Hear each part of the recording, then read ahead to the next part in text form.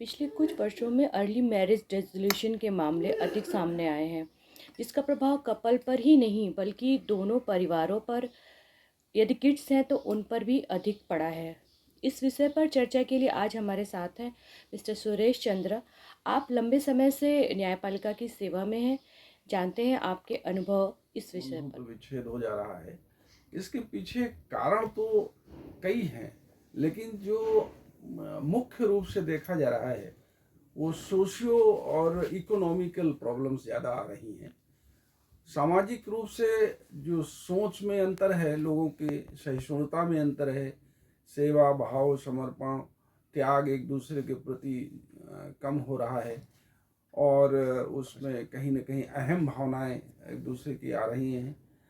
तो उससे ये संबंध सामाजिक एक असंतुलन सा रह गया है, जो वास्तविक रूप से पारिवारिक और सामाजिक अंकुश होता था, उसमें कमी आई है। एक कारण तो ये कहा जा सकता है सामाजिक असंतुलन, और दूसरा कारण इकोनॉमिकल है। इकोनॉमिक में कई बार विवाह के समय तो बहुत सारे सब्ज-बाग दिखा करके शादियां संपन्न हो जाती हैं, किंतु बाद में उन जोड़ों को अपने जीवन यापन में आर्थिक विपन्नता के कारण आज की इस महंगाई में बहुत सारी कठिनता आती है, बेरोजगारी के कारण आती है, व्यवसाय सही ना चल पाने के कारण आती है, और अर्थ की विपन्नता के कारण आपस में मनमुटाव होते हैं। क्योंकि आज के युग में बहुत सारी जो ऐषणाएँ हैं, कामनाएँ हैं, इच्छाएँ हैं, वो बहुत महंगी हो गई हैं और दिन पर दिन महंगी होती जा रही हैं, जिसके कारण दोनों पार्टनर्स के बीच में कहीं न कहीं डिफरेंसेस क्रिएट होते हैं, और वो फिर कोई एक पक्षकार एक दूसरे से वैमनस्यता के कारण विच्छेद की ओर आगे बढ़ जाता है। और ये तो एक आर्थिक और सामाजिक समस्याएं हैं। अब इसके पीछे सांस्कृतिक समस्याएं भी हैं।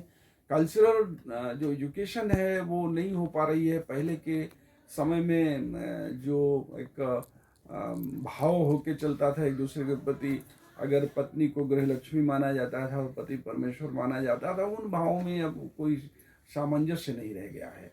और उसका एक सांस्कृतिक रीजन है, कल्चरल प्रॉब्लम है ये, क्योंकि जो आरंभता नैतिक शिक्षा का अभाव भी आया है, चाहे वो वर पक्ष हो चाहे कन्या पक्ष हो, दोनों में उस संस्कृति का अभाव है। और तीसरा एक पॉइंट है कि आपस में जो ये पार्टनर्स एक दूसरे के प्रति जो अहम भाव रखते हैं, और कई बार तो समान व्यवसाय होने पर भी एक दूसरे से संतुष्ट नहीं होते हैं। कन्या अगर ज़्यादा अर्निंग कर रही है, ज़्यादा पैसे कमा रही है, तो उसे इसी में अहंकार हो जाता है वो उसको, तो वो अपने साथी के साथ थोड़ा सा कहीं ना कहीं भिन्नता आती है या हीन भावना आती है, वो मतभेद क्रिएट करते हैं।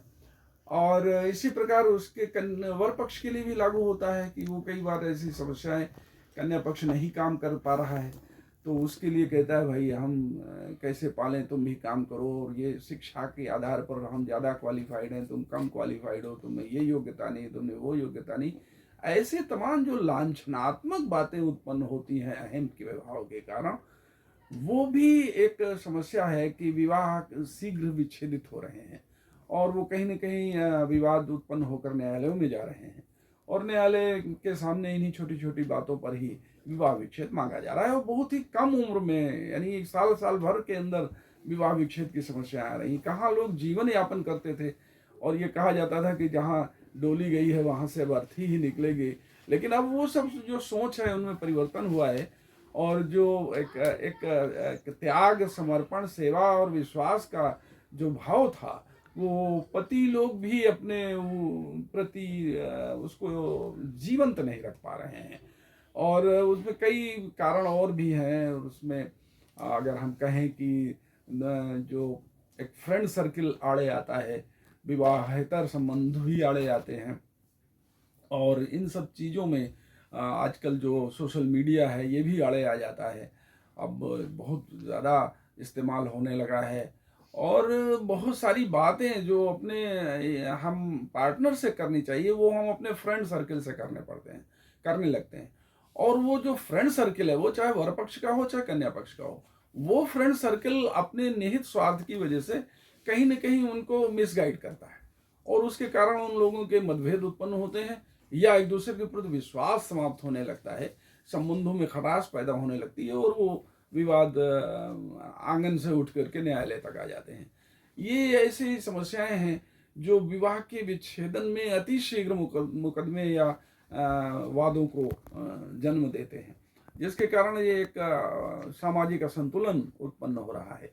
अब इसके और भी कारण अगर ढूंढे जाएं तो उसमें शिक्षा का, जैसे मैंने कहा कि भाई आरंभता पहले नैतिक शिक्षा दी जाती थी कि हाँ हम जिसके साथ हमारे साथ सप्तपदी हुई है उसे हम जीवन भर निर्वाह करेंगे, चाहे जिन परिस्थितियों में हो।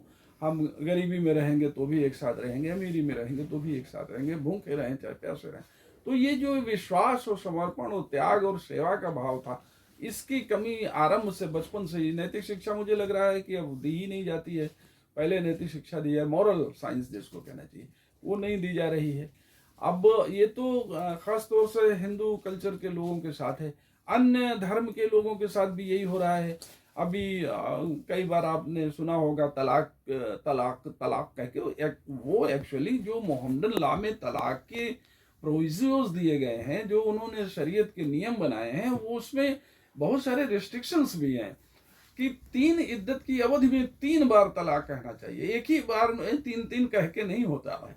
और उसको भी हालांकि कुछ संविधान कुछ नियम संशोधन करके लाया गया है, उसको संतुलित किया गया है, फिर भी उसको अब वो इतनी कट्टरता है कि उसको मानने को तैयार नहीं है। तो विधि को ना मानना भी एक प्रॉब्लम है। अब कोई विधि बन गई है तो उसे मानना पड़ेगा, संविधान के अंतर्गत हम सब एक हैं, भारत के अंतर्गत। अब अन्य रिलीजियस में मैं समझता हूँ सारे लोग, चाहे वो सिख के हों, वो चाहे वो बौद्ध के हों, चाहे वो जैन के हों, तो उन लोगों में इतना नहीं है। लेकिन अब ये जो 3 बार तलाक कह के तलाक देने की समस्या है, ये इस पर सुधार होना चाहिए और बहुत गंभीरता से इसको लेना। Thank you sir. I hope कि आपका ये अनुभव बिगड़ते सामाजिक रिश्तों में कहीं ना कहीं स्थिरता प्रदान करने का कार्य करेगा, उन्हें सहायता प्रदान करेगा। धन्यवाद।